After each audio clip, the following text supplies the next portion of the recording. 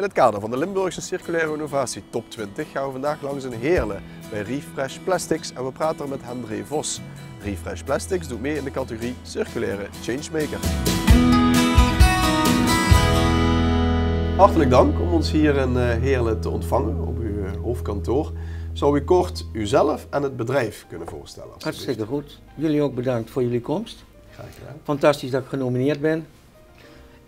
Kort, Refresh Plastics is een bedrijf wat zich gespecialiseerd heeft in het ontwikkelen en vermarkten van technologie. Technologie ten behoeve van de kunststofindustrie. Het heeft me altijd verwonderd waarom op een gegeven moment bepaalde stoffen wel een waarde behouden en andere stoffen niet een waarde behouden. En ik dacht van dat moet anders kunnen.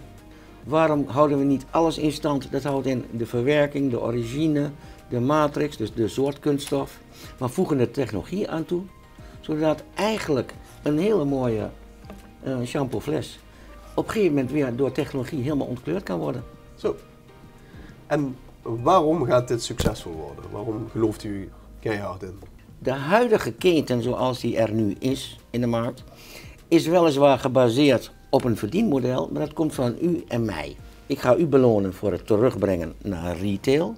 Daarvoor hebben we wetgeving. Wetgeving, uitgebreide productverantwoordelijkheid, houdt in dat retail verantwoordelijk is voor alles terug te nemen wat ze in de markt brengen. Als jij retail gaat belonen en de consument, dan sta jij buiten de keten en heb je hele nieuwe verdienmodellen die ontwikkeld zijn door het Refresh Plastics concept. Wat drijft u om zo circulair te ondernemen, met deze sustainability bezig te zijn en niet met totaal iets anders? Ik ben van mening, en dat is niet dat ik hier nu daadwerkelijk heel bijzonder ben, ik denk dat als iedereen zijn steen bijdraagt, dat dit een propositie is waarin iedereen kan meedelen. Nou, uiteindelijk hebben we ook maar één planeet. Daarnaast is het zo dat we wetgeving hebben.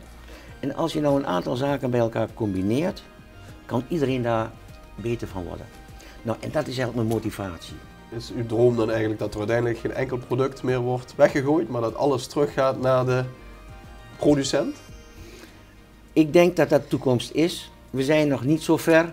Wij zijn hier denk ik goed bezig als het gaat om CO2-reductie en pollution en sustainability. Ja. Het kan altijd beter, maar deze stappen zijn al heel goed die we doen. Oké, mooi. Veel succes met de onderneming. Dankjewel.